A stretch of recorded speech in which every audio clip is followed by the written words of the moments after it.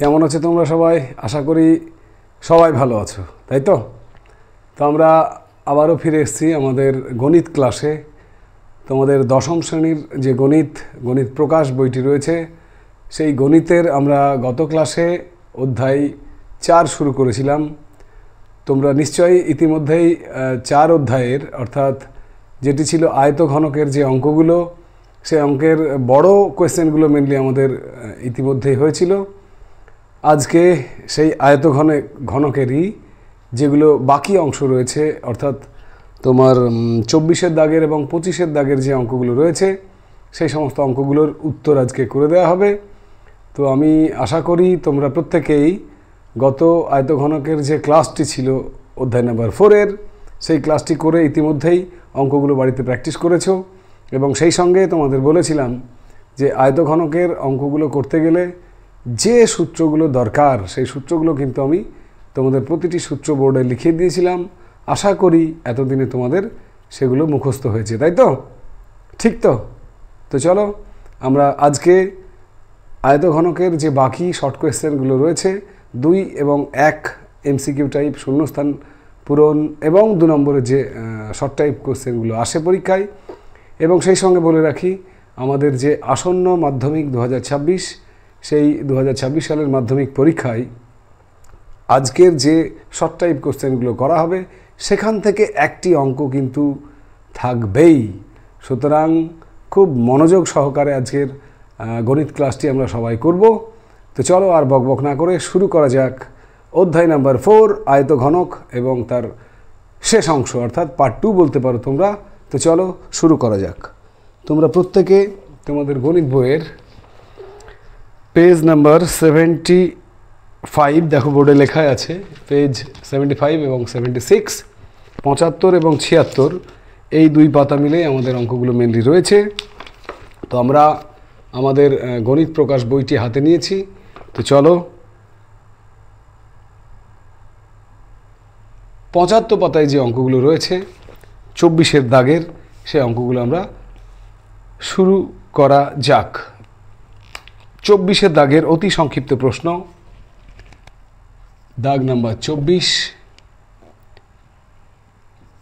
এর MCQ type যে কোয়েশ্চেনগুলো রয়েছে, তার প্রথম অঙ্কটি কি আছে দেখো, আমি পড়ে শোনাই একবার তোমাদের।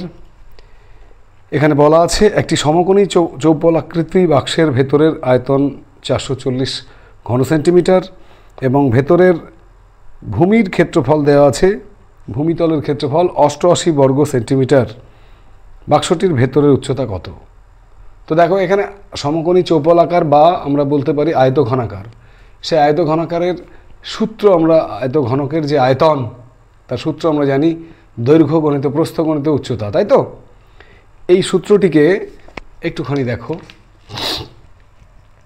আয়তঘনকের আয়তন কি বললাম? সূত্র সমান দৈর্ঘ্য গুণ প্রস্থ গুণ উচ্চতা। এক্ষেত্রে এই দৈর্ঘ্য গুণ প্রস্থকে আমরা বলতে পারি ভূমির ক্ষেত্রফল, কারণ দৈর্ঘ্য ইন্টু প্রস্থ মানেই ক্ষেত্রফল। তাহলে আমরা সূত্রটাকে একটুখানি আলাদা করে কি বলতে পারি? আয়তঘনকের আয়তন সমান ভূমির ক্ষেত্রফল ইন্টু উচ্চতা, তাই তো? তো এখানে দেখো ভূমির ক্ষেত্রফল দেওয়া আছে কত? 88, উচ্চতা জানি না। তাহলে শর্তে কি হচ্ছে বলো তো? শর্তে 88 ইন্টু উচ্চতা সমান বইয়ে দেওয়া আছে কত? আয়তনটা কত দেওয়া আছে? 440, তাই তো? ভূমির ক্ষেত্রফল ইন্টু উচ্চতা সমান আয়তন 440। তাহলে উচ্চতা কত বার হচ্ছে দেখো? উচ্চতা সমান 440/88। ভাগ করে দাও, দেখো 4 দিয়ে কাটো, 4 11 44, 4 22 88, 11 দিয়ে কাটো, 11 2 22, 10 11 110, 5 কাটাকাটি যেভাবেই তুমি করো না কেন, দ্য আনসার ইজ 5। তাহলে আমরা এটা যেহেতু এমসিকিউ টাইপ, দেখো 5 কোনটা দেওয়া আছে আনসার, 24-এর এর 1-এর আনসার হচ্ছে বি 5। তাহলে বিয়ে তোমরা টিক মারবে। এবং এমসিকিউ এর ক্ষেত্রে তোমাদের বলেছিলাম সম্পূর্ণ উত্তর কিন্তু লিখতে হবে, অর্থাৎ শুধু বি লিখে দিলাম তা না, আমরা সম্পূর্ণ উত্তর লিখব বি 5 সেমি। ওকে, বেশ, পাতা উল্টাও, 76 পেজে চলে এসো। চলো পরের অঙ্ক, কোয়েশ্চেন নাম্বার 2 কি বলেছে দেখো, 24 এর 2।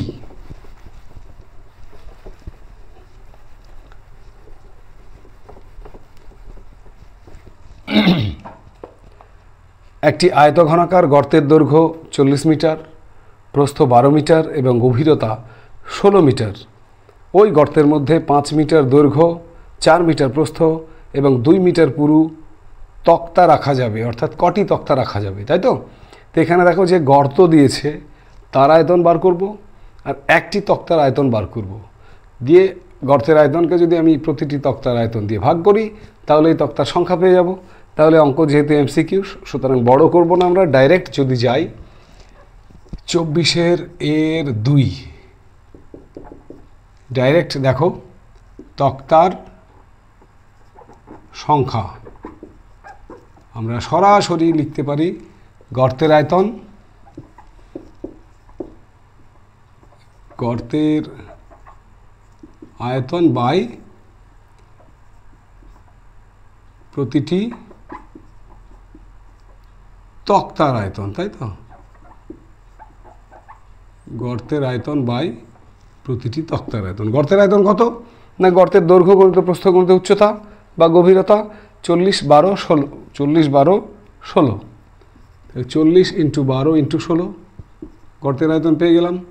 প্রতিটি তক্তার দৈর্ঘ্য প্রস্থ গভীরতা উচ্চতা কত দেওয়া আছে, পুরোটা হচ্ছে উচ্চতা, তাহলে 5, 4, 2, 5 × 4 × 2, বাস তক্তার সংখ্যা হবে এত টি। দেখো ভাগ করো, 4 4 16, 2 2 4, 5 8 40, তাহলে কত হলো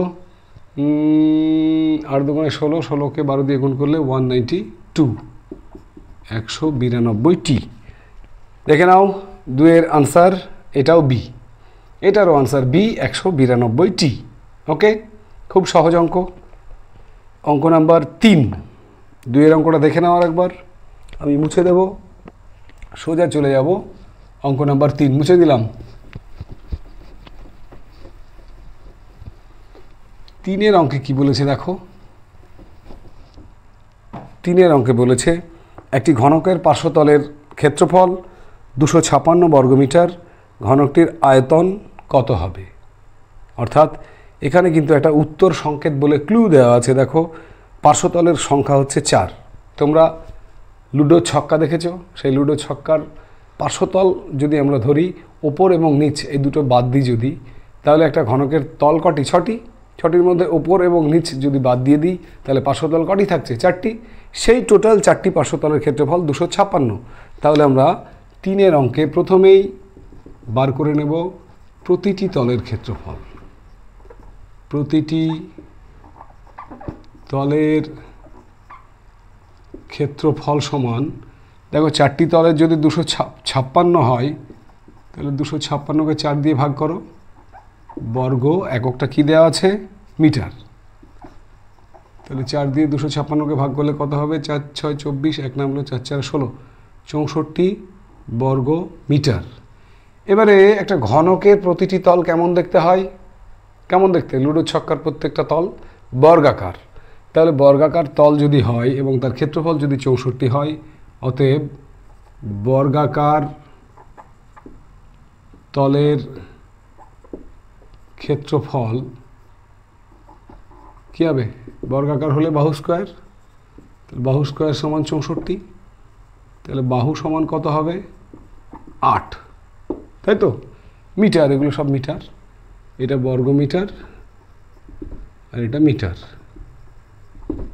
তাহলে ঘনকটা যেটা ছিল তার বাহু যদি 8 হয়, কি চেয়েছে? ঘনকটির আয়তন কত? অতএব আয়তন, ঘনকটির আয়তন, ঘনকের আয়তনের সূত্র মনে আছে নিশ্চয়? কি সূত্র? বাহু কিউব, তার মানে 8-এর কিউব। এককটা কি হবে? ঘনকের আয়তন, তার মানে ঘন মিটার। 8-এর কিউব মানে 28-এ 64, 64কে 8 দিয়ে গুণ করলে 512 ঘনমিটার। খুঁজে নাও আনসার কোনটা হবে। 3-এর অঙ্কের উত্তর ডি 512 ঘনমিটার। ডি 512 ঘনমিটার। দেখে নাও, বোঝা গেল? আশা করি বুঝতে পেরেছ। চলো এবারে চলে যাব 4-এর অঙ্ক। 4-এর অঙ্কটা করার আগে যেমনটা আমি বলি, একটুখানি স্টার দিয়ে রাখো। 4-এর অঙ্কটা কিন্তু পরীক্ষার জন্য খুবই ইম্পর্ট্যান্ট একটা অঙ্ক। এটা বারবার কিন্তু পরীক্ষায় আসে। 4-এর দাগের অঙ্কে কি বলা আছে একবার পড়ে নিই। চলো একবার পড়া যাক। দুটি ঘনকের আয়তনের অনুপাত 1:27 হলে ঘনক দুটির সমগ্র তলের ক্ষেত্রফলের অনুপাত। দেখো এখানে দুটো সূত্র ঘনকের কাজে লাগবে, একটি আয়তন, একটি সমগ্র তলের ক্ষেত্রফল। আয়তনের সূত্র কি একবার মনে করো, গেস করো কি? ঘনকের আয়তন বাহু কিউব। আর ঘনকের সমগ্রতল আর একটা কী সূত্র লাগবে বললাম? সমগ্রতল। ঘনকের সমগ্রতলের ক্ষেত্রফলের সূত্র কি? 6 × বাহু স্কোয়ার, তাই তো? তাহলে এখানে দেখো ঘনকের আয়তনের অনুপাত দেওয়া আছে। আমি ধরে নিলাম প্রথমটা দেখো 1, দ্বিতীয়টা 27 আয়তন।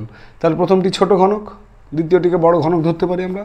তো প্রথম ঘনকের বাহু যদি ছোট হাতের এ হয় আর বড় ঘনকের বাহু যদি বড় হাতের এ হয়, আমি লিখছি না যেহেতু এমসিকিউ, তাহলে আমরা ডাইরেক্ট লিখতে পারি তাদের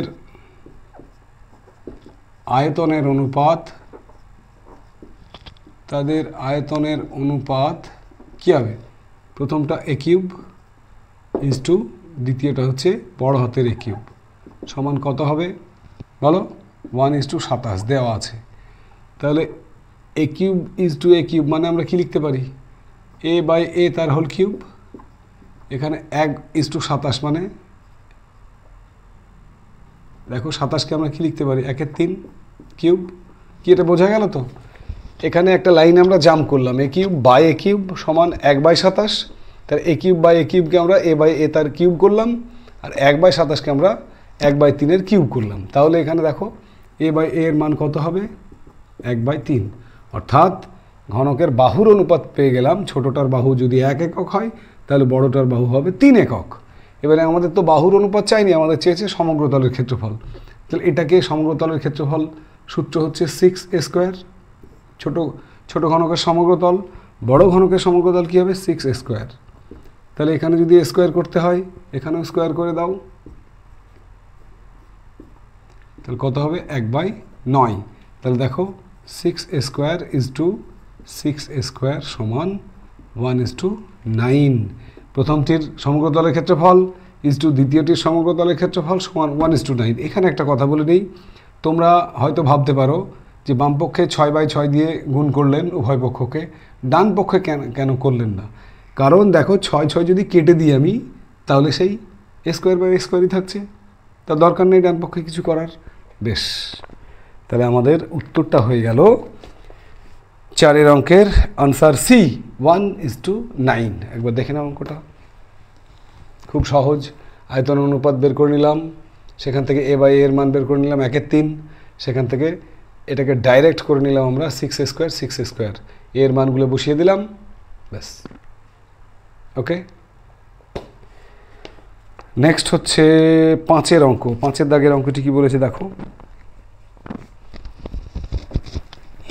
5-এর দাগের অঙ্কে বলা আছে, এখানে বলা আছে একটি ঘনকের সমগ্রতলের ক্ষেত্রফল s বর্গ একক। ঘনকের সমগ্রতল। তাহলে অঙ্কটি করার আগে আমরা 5-এর দাগের অঙ্ক করার আগে প্রথমেই ধরে নেব, ধরি ঘনকের বাহু সমান a একক। ঠিক আছে, এবার অঙ্কটি পড়ব। বাহু যদি এ হয় তাহলে সমগ্রতল বলো, অতএব s সমান সমগ্রতল। সমগ্রতলের ক্ষেত্রফল লিখলাম না, সমগ্রতল মানে কত? সমগ্রতল এই বাহু যদি এ হয় তাহলে s সমান 6a² বর্গ একক। আচ্ছা, আর কি দেওয়া আছে? কর্ণের দৈর্ঘ্য d। d মানে কর্ণ। কর্ণের সূত্র ঘনকের কর্ণ √3 × বাহু মানে a²। তাহলে কি বলেছে? s এবং d এর মধ্যে সম্পর্ক স্থাপন করো। এখানে দেখো আমরা s সমান যদি 6a² হয়, তাহলে এখান থেকেও আমরা a² এর মান বের করে নেব। আমরা দেখো s সমান 6 স্কোয়ার, তো তাহলে স্কোয়ার সমান কত বলো তো এখানে? এস, দেখো ভালো করে দেখো, এস সমান 6 স্কোয়ার, অতএব স্কোয়ার সমান s/6, এটা মনে করো 1 নং। আবার ডি সমান √3a, তাহলে তাহলে এ সমান কত হবে? এ সমান d/√3, তাহলে এ স্কোয়ারের মান কত পাবো? ডি স্কোয়ার বাই বর্গ যদি করি, ডি স্কোয়ার বাই √3 বর্গ মানে 3, এটা মনে করো 2 নং। অর্থাৎ 1 নং সমীকরণে স্কোয়ারের মান বের করলাম, 2 নং সমীকরণে আমরা স্কোয়ারের মান বের করে নিলাম। তাহলে 1 নং ও 2 নং থেকে কি পাই? 1 ও 2 হতে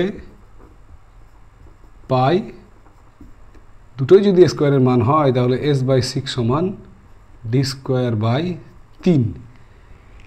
এবারে কাটাকাটি করো, দেখো s/2 সমান ডি স্কোয়ার আছে কোথাও? আছে, আছে। তাহলে আমরা ডি স্কোয়ার সমান ঘুরিয়ে লিখতে পারি ডি স্কোয়ার সমান s/2।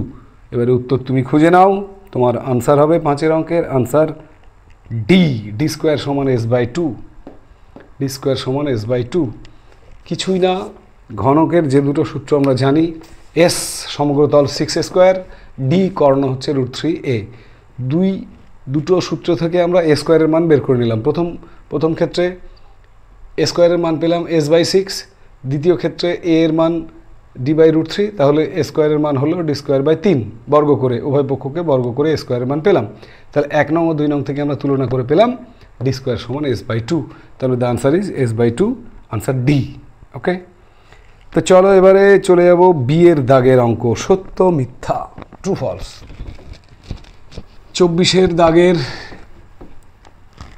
এর অঙ্কগুলো শেষ করলাম, এবারে আমরা সোজা চলে যাব বি এর অঙ্কে। সেখানে মাত্র দুটি অঙ্ক রয়েছে এবং সেই দুটি আছে ট্রু ফলস। ট্রু ফলস তো বলে দেওয়াই যায়, কিন্তু বুঝে নিয়ে বলতে হবে, তাই না? চলো বি এর দাগের ট্রু ফলস কী আছে দেখি। বি এর 1 পড়া যাক।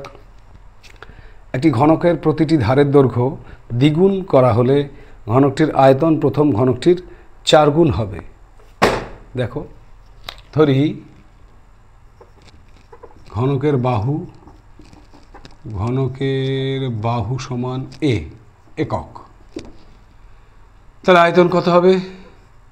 এ যদি বাহু হয় তাহলে আয়তন হবে a³ ঘন একক। এবারে কি বলেছে?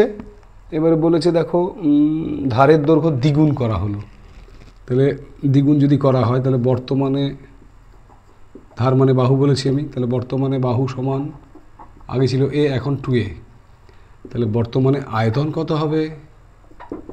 আয়তন বাহু কিউব, তাহলে 2a³, 8a³। এইবার তোমরা নিজেরাই বিচার করো, আগের আয়তন কত ছিল? a³ এখন বাহুটা দ্বিগুণ হওয়ার পর আয়তন কত হলো? 8 × a³। তাহলে আগের আয়তনের কগুণ হলো? 8 × a³, মানে আগের আয়তনের 8 গুণ হলো। বইয়ে কত দেওয়া আছে? 4 গুণ। তাহলে আমরা কি লিখব? The answer is false. সত্য মিথ্যা, উত্তরটা হবে মিথ্যা। ঠিক আছে, কেন মিথ্যা হলো বুঝতে পেরেছ? এখানে 8 গুণ হলো, বইয়ে দেওয়া আছে 4 গুণ। বোঝা গেল তো? ওকে, নেক্সট হচ্ছে অঙ্ক নাম্বার 2, বি এর দাগের 2 এর অঙ্ক।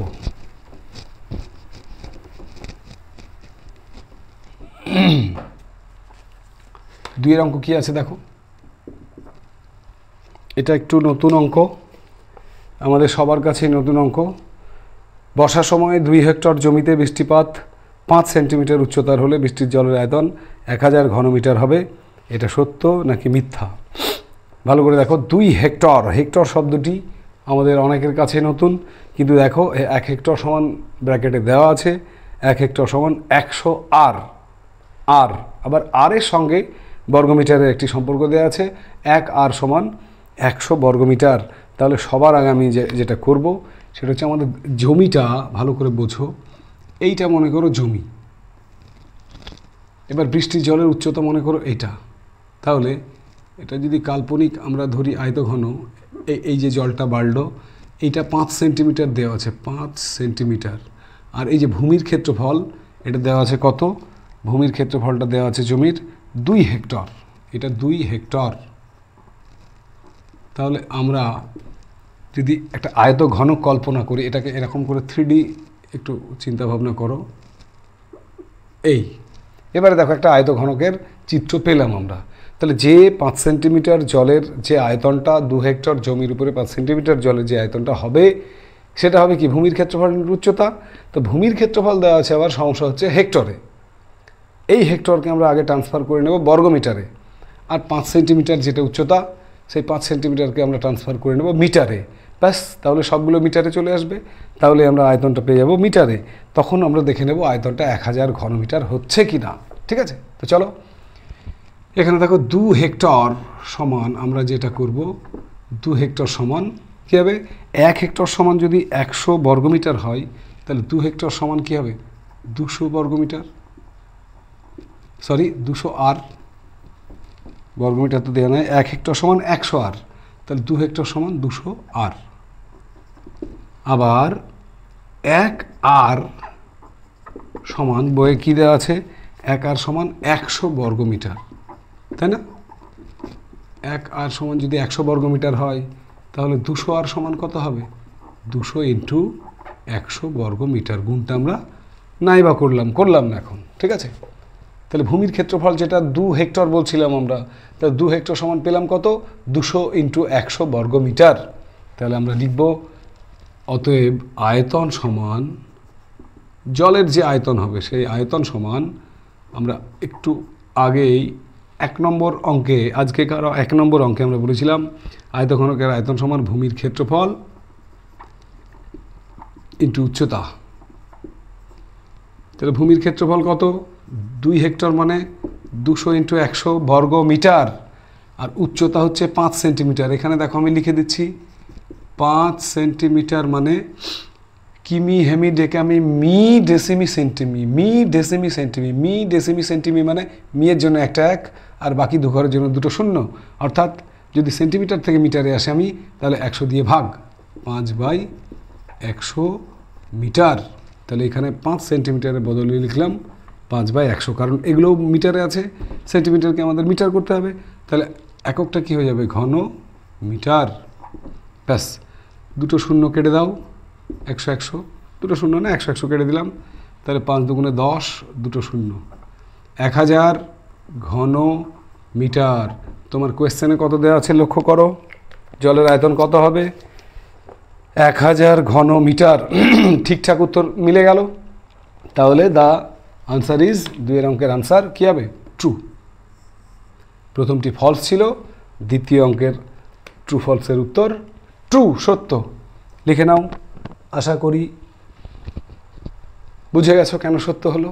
ঠিক আছে, ছোট ছোট অঙ্ক, কিন্তু আগেই বলেছি আমি অঙ্কের শুরুতেই, যে কোনো পরিমিতি ক্লাসের অঙ্কে, পরিমিতির অঙ্ক সমাধান করতে গেলে সূত্র ছাড়া তুমি এক ধাপও নড়তে পারবে না।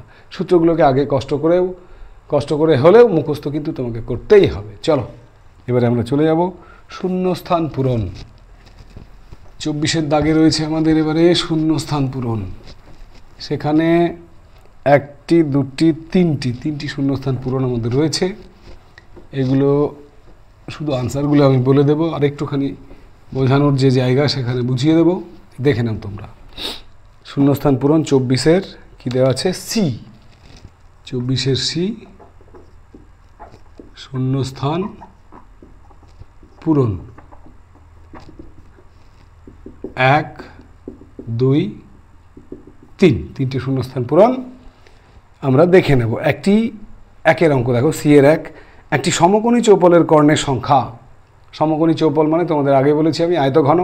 তাহলে আয়তঘনের দেখো, যে কোনো একটি ঘরকে যদি আমি আয়তঘন ভাবি, তাহলে কী হবে, তার কোণা বরাবর দুপাশে 2টো, আবার তার বিপরীত কোণা বরাবর দুপাশে 2টো, অর্থাৎ মোট 4টি কর্ণ আছে। তাহলে প্রথম অঙ্কের উত্তর 4টি। 4টি তো এখানে লেখাই আছে, তাহলে টি আর লিখবো না, 4। অঙ্ক নম্বর 2, সি এর 2 অঙ্ক, একটি ঘনকের একটি তলের কর্ণের দৈর্ঘ্য। ভালো করে বুঝবে কিন্তু, এটা বেশিরভাগ 10 জনের মধ্যে অন্তত পক্ষে 5 থেকে 6 জন পরীক্ষা হলে এর উত্তরটা করে আসবে √3, কারণ ঘনক কথাটা আছে। কিন্তু বুদ্ধি করে একটু দেখো, এখানে কি দেওয়া আছে, ঘনকের একটি তলের কর্ণের দৈর্ঘ্য। ঘনকের একটি তল কেমন দেখতে বলো, লুডো ছক্কার একটি তল বর্গাকার, আর বর্গাকার যদি হয় তাহলে তার কর্ণের দৈর্ঘ্য কী হবে? √2 ইন্টু ধারের দৈর্ঘ্য, ধার মানে বাহু, তাহলে আনসার হবে √2। খুব সাবধান, এটা কিন্তু ম্যাক্সিমাম ঘনক পড়ার সাথে সাথে সবাই √3 লিখে দেয়, কারণ ঘনকের কর্ণের দৈর্ঘ্যের সূত্র √3 ইন্টু বাহু, কিন্তু বর্গক্ষেত্রের কর্ণের দৈর্ঘ্য হচ্ছে √2 ইন্টু বাহু। এক্ষেত্রে ঘনকের প্রতিটি তল বর্গাকার, তাহলে শূন্যস্থানে বসবে √2। 3-এর দাগের কি বলেছে অঙ্কে? 3-এর দাগের অঙ্কে বলেছে সমকোণী চৌপলের দৈর্ঘ্য প্রস্থ উচ্চতা সমান হলে, বুঝতেই পারছো আমি প্রথমেই বলেছিলাম সমকোণী চৌপলের সংজ্ঞা ঠিক পরেই ঘনকের সংজ্ঞা, অর্থাৎ যে সমস্ত আয়তঘনকের বা সমকোণী চৌপলের দৈর্ঘ্য প্রস্থ উচ্চতা সমান, অর্থাৎ তাদের 3টে মাত্রাই সমান, তাহলে তাদেরকে কি বলি আমরা? ঘনক। 3 নম্বর শূন্যস্থানে লিখে নেব ঘনক। ব্যাস, এই হচ্ছে আমাদের C-এর দাগের শূন্যস্থান পূরণ। আশা করি তোমরা এতক্ষণ বুঝে গেছো সব। চলো এবারে আমরা চলে যাব 25-এর দাগের অঙ্কে। এই 25-এর দাগের অঙ্কগুলো মেনলি মাধ্যমিকে 2 নম্বরের কোয়েশ্চেন রূপে আসে, 2 যেগুলোর মান 2, সেই 2-এর কোয়েশ্চেন 25-এর দাগের অঙ্কগুলো খুব সুন্দর সুন্দর অঙ্ক। চলো প্রতিটি অঙ্কই আমরা দেখে নেব। 25-এর দাগের 1 কি বলেছে?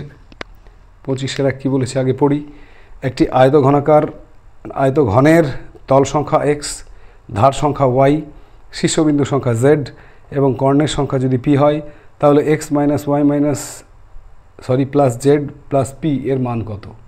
তাহলে আমরা অত বিস্তারিত কোনো তথ্যে গেলাম না, আমরা সরাসরি অঙ্কটা টুকে নেব। x minus y plus z plus p, তাই তো? z plus p। দেখো x এর মান কি? x মানে কি জিনিস? x হচ্ছে আয়তঘনের তল সংখ্যা। তোমরা জানো যে কোনো আয়তঘনের কি বলেছি আমি? টোটাল তল সংখ্যা হচ্ছে 6, তাহলে 6 মাইনাস ওয়াইটা কি জিনিস? ওয়াই হচ্ছে শীর্ষবিন্দু সংখ্যা। আয়তঘনকের উপরে 4টি এবং নিচে 4টি, টোটাল কটা? 8টা শীর্ষবিন্দু। তাহলে ওয়াইটা শীর্ষবিন্দু না, ওয়াইটা হচ্ছে ধারের সংখ্যা, ধার মানে বাহু, তাহলে আয়তঘনকের বাহু কত হবে? 12। আর জেড হচ্ছে তোমার শীর্ষের সংখ্যা, তো শীর্ষবিন্দু উপরে 4টি নিচে 4টি, টোটাল 8। পি হচ্ছে কি? কর্ণের সংখ্যা। পি কর্ণের সংখ্যা, সেটা তো আমরা সি এর শূন্যস্থান করার সময় বলেছিলাম যে কর্ণের সংখ্যা 4টি, তাহলে পি এর মান 4। ব্যাস, তাহলে উত্তরটা কত হবে? দেখো খুব সহজ, 8 4 12 আর -12, 8 আর 4 12 -12 আমি কেটে দিলাম, পড়ে থাকে কত? 6। তাহলে 25-এর 1-এর উত্তর কত হয়ে গেল? 6। বোঝা গেল? বেশ, এবারে চলে যাব আমরা 2-এর অঙ্কে। 2-এর অঙ্কে আচ্ছা মুছে দিই। 25-এর 2, এটাও একটা ইম্পর্ট্যান্ট অঙ্ক। কি বলেছে দেখো, যে এখানে বলা আছে দুটি আয়তঘনের মাত্রাগুলির দৈর্ঘ্য যথাক্রমে 4, 6 এবং 4 একক। একটা আয়তঘনের 3টে মাত্রা তোমরা পড়েছিলাম, 3টে মাত্রা দৈর্ঘ্য প্রস্থ উচ্চতা, সেগুলো পরপর দেওয়া আছে 4, 6 এবং 4। আর একটির 8, 2h-1 এবং 2।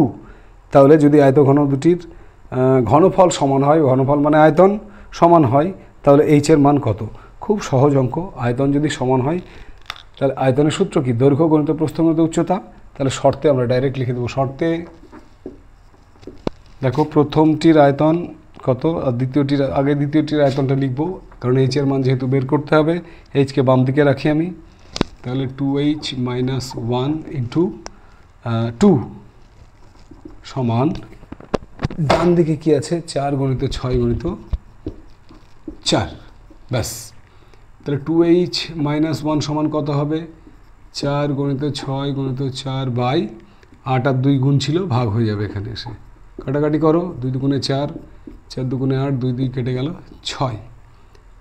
তাহলে বা 2h সমান কত হবে? 6, -1 আছে, +1 হয়ে যাবে 7, বা h এর মান হয়ে যাবে 7/2 = 3.5।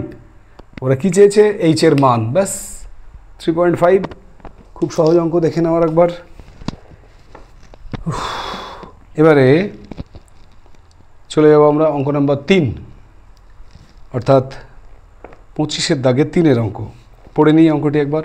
একটি ঘনকের প্রত্যেকটি ধারের দৈর্ঘ্য 50% বৃদ্ধি পেলে ঘনকটির সমগ্র তলের ক্ষেত্রফল শতকরা কত বৃদ্ধি পাবে? তাই তো, চলো 3-এর অঙ্কে যাওয়া যাক। একটি ঘনকের প্রতিটি ধারের দৈর্ঘ্য 50% বৃদ্ধি পেলে সমগ্র তলের ক্ষেত্রফল কত শতকরা বৃদ্ধি পাবে। ধরি ঘনকের প্রতিটি ধারের দৈর্ঘ্য সমান a একক।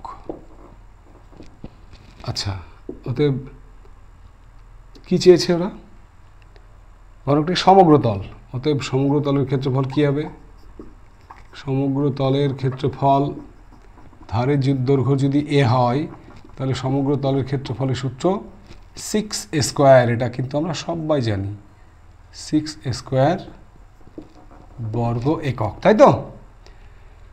এবারে ধারের দৈর্ঘ্য বৃদ্ধি পাবে, দেখো কত? 50%। তাহলে a এর 50% এটা কি? বৃদ্ধি।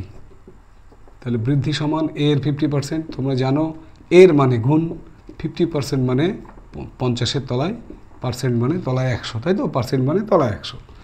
কাটাকাটি করো, a/2। আগে ছিল কত? a, বৃদ্ধি পেলে কত? a/2। তাহলে বর্তমানে বাহু বা ধারের দৈর্ঘ্য যা ইচ্ছে লেখো, a ছিল a/2, বৃদ্ধি পেল কত হবে? 2a 3a/2। ঠিক আছে, আগে বাহু বা ধারের দৈর্ঘ্য ছিল a, এখন বাহু হলো 3a/2। তাহলে বর্তমানে সমগ্র তলের ক্ষেত্রফল কত হবে? সমগ্র তলের ক্ষেত্রফল সমান 6a²। তাহলে 6 × 3a/2² সমান 6 × 3 × 9, 9a² 2 দুগুণে 4। কত হবে? 3 দুগুণে 6, 2 দুগুণে 4, 3 9 27a²/2। 3 9 27a²/2 বর্গ একক। এটা হয়ে গেল বর্তমানে সমগ্র তলের ক্ষেত্রফল। অতএব ক্ষেত্রফল বৃদ্ধি কত পেল? বাহু বেড়েছে, তাহলে ক্ষেত্রফল তো বাড়বেই। 27a²/2 মাইনাস আগে ক্ষেত্রফল কত ছিল? 6a²। বিয়োগ দাও, এককটা হবে বর্গ একক। বিয়োগ করলে হবে 6 দুগুণে 12, 27 থেকে 12 বাদ দিলে 6 দুগুণে 12, 27 থেকে 12 বাদ দিলে 5, 1, 15a²/2। 6 দুগুণে 12, 27 থেকে 12 বাদ দিলে 15a²/2। ব্যাস, আগে ক্ষেত্রফল ছিল 6a², এখন ক্ষেত্রফল এইখানে লিখতে হবে ক্ষেত্রফল বৃদ্ধি। সরি, ভাষাটাকে একটু চেঞ্জ করো। অতএব ক্ষেত্রফল বৃদ্ধি হলো। এইবার একটা ঐকিক নিয়ম দেখো, ঐকিক নিয়মটা আমরা লিখব। অতএব 6a² বৃদ্ধি, আগে ছিল 6a², 6a² বৃদ্ধি কত? 15a²/2। তাহলে 1 বৃদ্ধি কত? 15a²/2 ইন্টু তলায় 6a² আসবে। আর শতকরা বৃদ্ধি মানে 100তে বৃদ্ধি বের করলে হবে 15a²/2 into 6a² into 100। a² কেটে দাও, 3 দিয়ে কাটো, 3 দুগুণে 6, 3 5 15।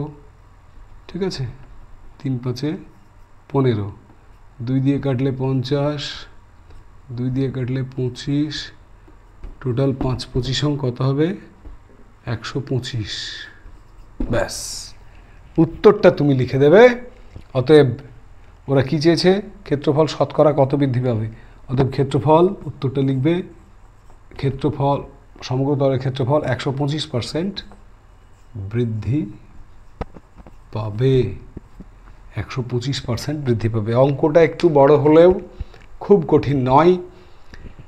একবার চোখ বুলিয়ে নাও। প্রতিটি ধারের দৈর্ঘ্য a, তাহলে সমগ্র তলের ক্ষেত্রফল 6a²। 50% বৃদ্ধি পেলে বৃদ্ধি হচ্ছে a/2, তাহলে বর্তমানে বাহু হয়ে যাবে, আগে a ছিল, a/2 যোগ হলো 3a/2।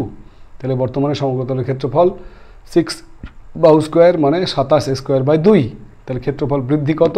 15 square by 2। এবার একটা জাস্ট ঐকিক নিয়ম কি জানি আমরা, 6 স্কোয়ারের বৃদ্ধি 15 স্কোয়ার বাই 2, একে বৃদ্ধি কত? 100 বৃদ্ধি কত? 100তে বৃদ্ধি পেল 125, সুতরাং শতকরা বৃদ্ধি 125%। ক্লিয়ার? একটুখানি দেখে রেখো, অঙ্কটা বড় হলেও কিন্তু কঠিন নয়। চলো এবারে আমরা চলে যাব অঙ্ক। আচ্ছা, এটা কত অঙ্ক ছিল আমাদের? এটা ছিল 3-এর অঙ্ক, এখানে নাম্বারটা দেওয়া হয়নি, এটা 3-এর অঙ্ক। ওকে, তো চলো এবারে আমরা পড়ে নিই 4-এর অঙ্ক। 4-এর দাগে বলছে একটি নিরেট ঘনক যাদের প্রত্যেকটির ধারের দৈর্ঘ্য যথাক্রমে 3 সেমি, 4 সেমি এবং 5 সেমি। ঘনক 3টি গলিয়ে একটি নতুন নিরেট ঘনক তৈরি করা হলো। নতুন ঘনকটির একটি ধারের দৈর্ঘ্য কত হবে তা লিখি। 3টে ঘনককে গলিয়ে একটি বড় ঘনক তৈরি করবে। মনে করো যে ঘনকটি তৈরি করবে তার বাহু এ, তাহলে যে ঘনকটি তৈরি করবে তার বাহু যদি এ হয় তাহলে আয়তন কত হবে? এ কিউব। ব্যাস, এই আয়তনটা হবে 3টে ঘনককে গলিয়ে যে মোট আয়তন পাবো সেই আয়তন। তাহলে 3টে ঘনকের আবার আমরা ধারের দৈর্ঘ্য জানি, একটা 3, একটা ধার 4, একটা ধার 5, এবং তাদের এককগুলো কি দেওয়া আছে? এককগুলো সেন্টিমিটার। হয়ে গেল, অঙ্কের আর কিছু বাকি রইল না। ধরি কত অঙ্ক? 4, অঙ্ক নাম্বার 4। ধরি নতুন ঘনকের বাহু সমান, যেহেতু অঙ্কটা সেন্টিমিটারে আছে তাই এটাকেও ধরে নেব এ সেমি। অতএব শর্তে কী হবে? আয়তন এ কিউব সমান, প্রথম ঘনকটির আয়তন কত ছিল? 3, তাহলে 3 কিউব প্লাস তারপরে বাহু কত ছিল? 4, তাহলে তার আয়তন কত হবে? 4 কিউব। আর যার বাহুর দৈর্ঘ্য ছিল কত? 5, তার আয়তন কত হবে? 5 কিউব। তাহলে অতএব এ কিউব সমান 3 থেকে 9, 3 9 27, 4 4 16, 4 16 64, 5 5 25, 5 25 125, 3টে যোগ করলে কত হবে? 5 9 16, 216। তাহলে দেখো এ কিউব সমান যদি 216 হয়, 216 মানে কত? 6 6 36, 6 36 216। এ কিউব সমান 6 কিউব, অতএব এ সমান 6। ওরা কী চেয়েছে? নতুন ঘনকটির একটি ধারের দৈর্ঘ্য কত হবে? নতুন ঘনকটির বাহু মানে একটি ধার এ সেন্টিমিটার ধরেছিলাম, সুতরাং উত্তর হবে এখানে লিখবে, অতএব নতুন ঘনকটির একটি ধারের দৈর্ঘ্য 6 সেন্টিমিটার। খুব সহজ একখানি অঙ্ক। আমরা প্রায় আয়তঘনের আজকের ক্লাসের শেষের দিকে চলে এসেছি। আমরা আজকে লাস্ট অঙ্ক যেটি দেওয়া আছে, অঙ্ক নাম্বার 5, সেটিও করে ফেলব। 25-এর 5-এর দাগের অঙ্কে কি আছে দেখো। আমার তো মনে হয় 5-এর দাগের যে অঙ্কটি তোমাদের বইয়ে দেওয়া আছে সেটি জানতে চাওয়ার ইচ্ছে ছিল এক, আর জানতে চেয়েছে আর এক। আমি অঙ্কটি আগে পড়ে কোথায় কি গণ্ডগোল একটু বলি। একটি ঘরের দুটি সংলগ্ন দেওয়ালের দৈর্ঘ্য 12 মিটার এবং 8 মিটার। সংলগ্ন দেওয়াল বলতে তুমি যে ঘরে রয়েছো এখন, যে ঘরে বসে ক্লাস করছো, একটুখানি তাকাও, ঘরের দেওয়ালের দিকে তাকাও। তাকিয়েছ?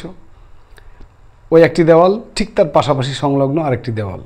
তাহলে ওই দেওয়ালের যেটা দৈর্ঘ্য, তুমি এবার মেঝের দিকে তাকাও, তাহলে ওই দেওয়ালের দৈর্ঘ্য মানে ওই মেঝের দৈর্ঘ্য, সেটা দেওয়া আছে 12। ঠিক তার পাশের যে দেওয়াল, তার মেঝের দিকে তাকাও, সেখানকার দৈর্ঘ্য যদি 8 হয়, তাহলে এবার দেখো একটি মেঝের একটি দিক হচ্ছে 12 আর একটি দিক হচ্ছে 8। তাহলে মেঝের যদি দৈর্ঘ্য প্রস্থ দেওয়া থাকে একটি 8 একটি 12, তাহলে মেঝের বা মেঝে মানে কি? ভূমি। তাহলে ভূমির ক্ষেত্রফল কত? 8 × 12, দৈর্ঘ্য ইন্টু প্রস্থ। এক্ষেত্রে 12টিকে আমরা দৈর্ঘ্য ধরবো বড়, 8টি ছোট বলে প্রস্থ ধরবো। তাহলে তার 8 12 কত হবে? 96। তাহলে ভূমির ক্ষেত্রফল 96। উত্তর কিন্তু হয়ে গেল। অঙ্ক পড়ার আগে উত্তর তোমাদের শেষ, 96। এখানে লক্ষ্য করে দেখো, ঘরটির উচ্চতা দেওয়া আছে 4 মিটার। দুঃখের বিষয়, এই 4 মিটার কোনো কাজে লাগলো না, কারণ ওই যে বললাম অঙ্কটা একটু গোলমেলে। অঙ্কটা যদি দিত ওরা যে ঘরের 4 দেওয়ালের যে ক্ষেত্রফল সেটা নির্ণয় করো, তখন আমরা 4 দেওয়ালের একটা বিশেষ সূত্র শিখেছিলাম। সেটা হচ্ছে যে কোনো ঘনাকার 4 দেওয়ালের ক্ষেত্রফল কী হবে? ঘনাকার ঘরের 2 × দৈর্ঘ্য প্লাস প্রস্থ ইন্টু উচ্চতা। মনে পড়ে?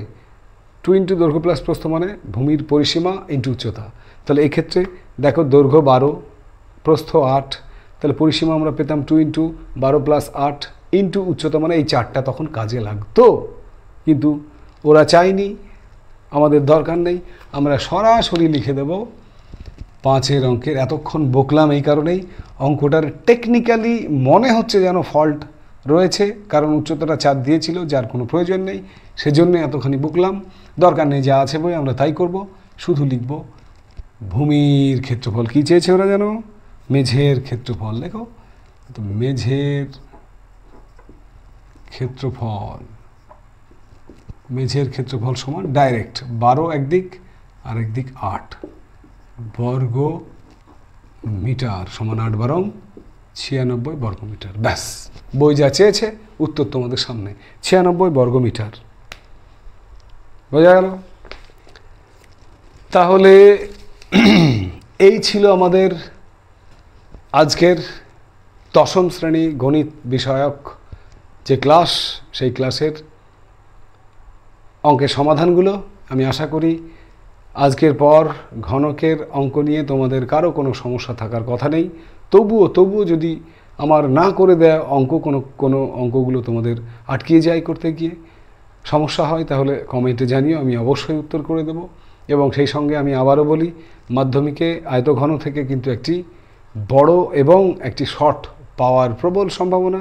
সুতরাং এই আজকের যে ক্লাস এবং আগের যে আয়তঘনের বড় অঙ্কগুলো নিয়ে ক্লাস ছিল, সেই ক্লাস দুটো তোমরা মন দিয়ে ভালো করে বারবার ভিডিওটি দেখে বাড়িতে প্র্যাকটিস করো। দেখবে, আমি আশা করি মাধ্যমিকে যে বড় এবং শর্ট টাইপ কোশ্চেন থাকবে এই চ্যাপ্টার থেকে, এখান থেকে সমস্ত অঙ্ক কিন্তু তোমরা সমাধান করতে পারবে। তো যাই হোক, এতক্ষণ ধরে সঙ্গ দেওয়ার জন্য, সঙ্গে থাকার জন্য তোমাদের প্রত্যেককে অনেক অনেক শুভেচ্ছা, অনেক অনেক ধন্যবাদ। এবং আমরা ঠিক আজকের ক্লাসের পরেই একবার দেখে নাও, এখানে রয়েছে আমাদের পরবর্তী 5ম অধ্যায়, অনুপাত ও সমানুপাত।